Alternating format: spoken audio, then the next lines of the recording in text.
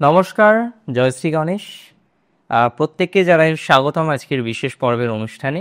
বৃশ্চিক রাশির জাতক জাতিকাদের নিয়ে আলোচনা করতে চলেছি। বৃশ্চিক রাশির জাতক জাতিকাদের বর্তমানে শনি মহারাজ আছেন পঞ্চমে। দেখুন, নেই মামার থেকে কানা মামা ভালো, বাংলা একটা প্রবাদ আছে। তো একেবারে নেগেটিভ ভাইবসের থেকে কিছুটা পজিটিভ ভাইবস অবশ্যই ভালো। ঢায়ার থেকে অন্তত পক্ষে এখন যে ট্রানজিটটা আপনারা পাচ্ছেন সেটি যে অনেক বেশি উত্তম, এটি নিয়ে কোনো ডাউট নেই। ঢায়া চলছিল, প্রচুর পরিমাণে স্ট্রাগল আপনার জীবনচক্রে কিন্তু কন্টিনিউ হচ্ছিল। মার্চ মাসের 29 তারিখের পর ঢায়া শেষ হয়, কিছুটা হলেও পজিটিভ ভাইবস বৃদ্ধিপ্রাপ্ত হয়েছে এবং আমি মনে করি এই পজিটিভ ভাইবস আরও বেশি ডেভেলপ করবে আপনাদের। বহু জাতক জাতিকারা রয়েছেন যাদের রাশি হচ্ছে স্করপিও অর্থাৎ বৃশ্চিক, তারা কিন্তু বিভিন্ন রকম কঠিন পরিস্থিতি গত 2-2.5 বছরে দেখে নিলেন। বিভিন্ন রকম কঠিন পরিস্থিতি, এটা ওটা সেটা, এবং নানা রকম ভাবে, মানে নেগেটিভ পরিস্থিতির ভাইবসও নানা রকম। আজকে একরকম, কালকে একরকম, কনস্ট্যান্টলি যেন আপনাকে ভোগাতে চাইছিল। দেখুন, পঞ্চমে শনি বক্রগতিতে যাচ্ছেন। বক্রগতি মানে ভয়াবহ কিছু নয়, আমি বারবারই বলি যে বক্রগতি মানে বিশাল কিছু, ভয়াবহ কিছু। আমার মনে হয় এরকম কোনো কম্বিনেশন হয় না। তবে প্রবলেমটা কোথায় জানেন? প্রবলেমটা হচ্ছে যে সমস্ত জাতক জাতিকারা বারবার খেয়াল করেছেন যে না, শনি যখনই রেট্রোগ্রেড যায় আপনার কোনো না কোনো পজিটিভিটির জায়গাটা তৈরি হয়ে যায়। আমি মনে করি পজিটিভিটির জায়গাটা 100% ডেভেলপমেন্ট করবে। আমার মনে হয় যথেষ্ট পরিমাণে ডেভেলপমেন্টের জায়গা তৈরি করতে হবে বা তৈরি করা যাবে। বহু জাতক জাতিকাদের বৃশ্চিক রাশির মধ্যে সন্তান রিলেটেড প্রবলেম, অনেক রকমভাবে আপনি পারছেন না আপনার প্রবলেমকে সমাধান করতে। অনেক রকমভাবে আপনার প্রবলেম জীবনচক্রে বারবার চলে আসছে। সেই প্রবলেম থেকে সমাধানযোগ্য জায়গা তৈরি হবে সন্তান রিলেটেড ম্যাটারে। বিশেষ করে যাদের সন্তান আসতে চাইছে না, যে সমস্ত মা বা বোনেরা খুব কনফিউজড হয়ে যাচ্ছেন যে না, baby related disturbance, baby related problem একের পর এক সমস্যার জায়গা তৈরি হয়ে যাচ্ছে, আমি মনে করি পজিটিভিটির জায়গাটা বাড়বেই, এতটা চিন্তা করার কিছু নেই। ধীরে ধীরে পজিটিভ ভাইবস আপনি তৈরি করতে পারবেন। তবে নিজের উপর বিশ্বাস রাখতে হবে, নিজের স্কিল জেনারেটের উপর বিশ্বাস রাখতে হবে। বৃশ্চিকের সব জাতক জাতিকাদের আমি অনুরোধ করব, আমি পরামর্শ দেব যে চেষ্টা করুন আপনার স্কিল ডেভেলপমেন্ট করার। অনেকেই আছেন তারা চাকরি করেন, খুব ভালো কথা। কর্পোরেটে আছেন, জব করছেন, আই অ্যাপ্রিসিয়েট, সেটা আপনার করা উচিত। কিন্তু কোনো না কোনোভাবে আপনি কি লক্ষ্য করতে পারছেন যে আপনি এত কিছু করা সত্ত্বেও আপনার কিন্তু ভালো একটা জব হচ্ছে না, ভালো একটা প্রফেশনাল লাইফ তৈরি করতে পারছেন না, ভালো একটা প্রফেশনাল লাইফের সিলেকশন হচ্ছে না, এবং lots and lots of problem চলে আসছে। আমি 3টে বিষয়ে খুব গুরুত্ব দেব। প্রথমত ক্যারিয়ার। যে সমস্ত জাতক জাতিকারা আর্টিস্ট, ক্রিয়েটিভ লাইনে আছেন, যেমন রাইটার হতে পারেন, যেমন অ্যাক্টর হতে পারেন, অ্যাক্টরস হতে পারেন, পেইন্টার হতে পারেন, যে কোনো ধরনের ক্রিয়েটিভ, আপনি সিঙ্গার হতে পারেন, আপনি বাদ্যকার হতে পারেন, তাদের ক্ষেত্রে কিন্তু কিছু অবস্টাকল বিপরীত ধর্মীভাবে ফলাফল দেবে। তার মানে প্রাথমিক অবস্থায় কিছু অবস্টাকল আসবে, দ্যাট ইজ ভেরি ট্রু। পরবর্তীকালে আমরা দেখতে পারবো এক্ষেত্রে কিছু বিপরীত ফলাফল আসবে, মানে বেটার কিছু ফলাফল আসবে।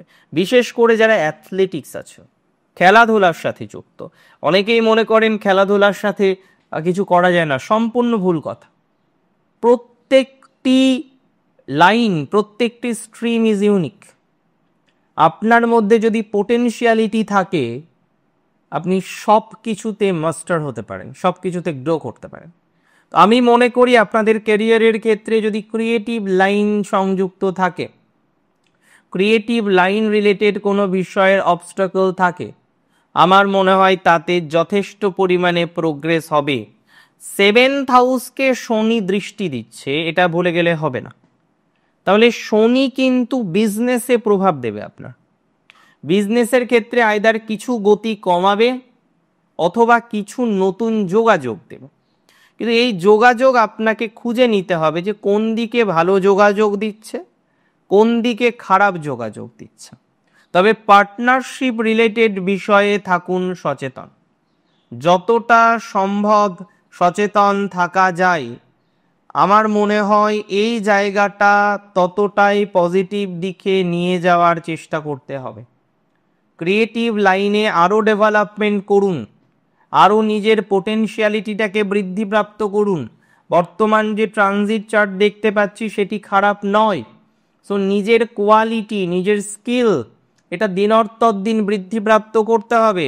It's very very very essential. এই সময় ফাইন্যান্সে একটা কথা মাথায় রাখবেন, রিস্ক নিয়ে অতিরিক্ত ইনভেস্টমেন্ট করবে না। দেখুন, ইনভেস্টমেন্ট মানেই রিস্ক একটা থেকে যায়। যে ইনভেস্টমেন্টই আপনি করুন না কেন, কম হোক বেশি হোক, একটা রিস্ক আসবে। তবে এমনভাবে চেষ্টা করতে হবে যত রকমভাবেই আপনি ইনভেস্টমেন্টটা তৈরি করতে পারেন। আমি মনে করি চেষ্টা করলে ইনভেস্টমেন্ট ওরিয়েন্টেড বিষয়ে ভালো ফলাফল আসবে, তবে রিস্ক নিয়ে করা যাবে না। এই মুহূর্তে আপনাকে কোনোভাবেই রিস্ক নিতে বলবো না।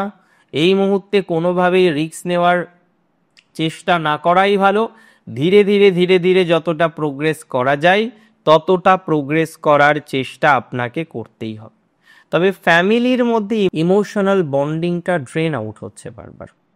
আপনি যতবার ভাবছেন ফ্যামিলির মধ্যে ইমোশনাল বন্ডিংটাকে ঠিক রাখবেন, ঠিক করবেন, আপনি খেয়াল করে দেখুন হচ্ছে না।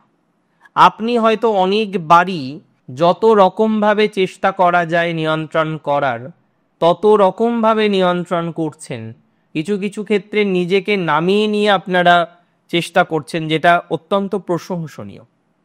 বৃশ্চিক না কারোর কাছে মাথা নত করতে চায় না, সেই বৃশ্চিক রাশির জাতক জাতিকারাও মাথা নত করছেন জাস্ট সংসারটাকে ভালো রাখার জন্য, পরিবারটাকে ভালো রাখার জন্য। তারপরেও যারা কনস্ট্যান্টলি প্রবলেম ফেস করছেন, তারপরেও যারা কনস্ট্যান্টলি একটা ডিস্টারবেন্সের মধ্যে থাকছেন, আমি মনে করি তাদের কিছুটা হলেও গ্রোথ বাড়বে, তাদের কিছুটা হলেও ডেভেলপমেন্টের জায়গা তৈরি করতে পারবেন, এতটুকু শিওরিটি কিন্তু লক্ষ্য করতে পাচ্ছি। মানসিক চাপটা কম নিয়ে যদি এগোনো যায়, আমার মনে হয় প্রোগ্রেস হবেই, অশান্তি মুক্ত আপনি হতে পারবেন। তবে কিছু কিছু টিপস ফলো করতে হবে। প্রথমত, এই সময়ে বিনা কারণে কারোর সাথে ঝামেলা অশান্তিতে যাওয়া যাবে না। বিনা কারণে কোনো রকম আর্গুমেন্টে যাওয়া যাবে না। Very very important. এই সময়ে আপনার ইন্টেলিজেন্সিকে বৃদ্ধি করতে হবে, আপনার স্কিলকে ডেভেলপমেন্ট করতে হবে, এবং আপনি যে বিভিন্ন রকম বিষয়ে বারংবার সাফার করেন, সেই সাফার থেকে বেরোনোর চেষ্টা করতে হবে। এটা আপনাকে ভালো ফলাফল দেবে, এটা আপনাকে যথেষ্ট গ্রোথ দিতে পারে বলে আমি অন্তত মনে করি, বা সিগনিফিকেন্টলি আমি মনে করি আপনাকে যথেষ্ট গ্রোথ এই ট্রানজিট দিতে পারে। এই সময়ে যদি সম্ভব হয়, আমি একটি টিপস দিচ্ছি। দেখুন, টিপস ফলো করলেই যে প্রবলেম মিটে যাবে সব, এরকম নয়। তবে আমরা চেষ্টা করব কিছু টিপস ফলো করার, তাতে যদি কিছু বেটার ফলাফল আসে। রেগুলার বেসিসে চ্যান্ট করুন। যারা মহামন্ত্র জপ করেন তারা তো সেটা করবেন, 16 মালা যারা জপ করেন সেটাও কন্টিনিউ করবেন। তবে অবশ্যই জপ করুন ওম নমো ভগবতে বাসুদেবায়, ওম নমো ভগবতে বাসুদেবায়, ওম নমো ভগবতে বাসুদেবায়। এবং এই মন্ত্রটিও সম্ভব হলে 108 টাইমস রেগুলার বেসিসে চ্যান্ট করার চেষ্টা করুন। তার সাথে সাথে প্রত্যেক শনিবার কিছু না কিছু দান করুন। আপাতত পরিস্থিতিতে দেখুন, দানের জন্য ডেট লাগে না, দানের জন্য দ্রব্য লাগে না। তবে সব দান দ্রব্য রাখছেন, যার যেমন প্রয়োজন হেল্প করছেন, বাট অবশ্যই শনিবারে কোনো রকম তিল অথবা সরিষার তৈল অথবা তিল অথবা সরিষা কাউকে দান করুন। এটা অত্যন্ত শুভ মনে করা হয়। এবং যদি সম্ভব হয়, ইফ পসিবল ফর ইউ, যে শনিবার ভেজ আহার করুন, বা শনিবার শনিবার প্রথমত তো ফাস্টিং করলে সব থেকে ভালো।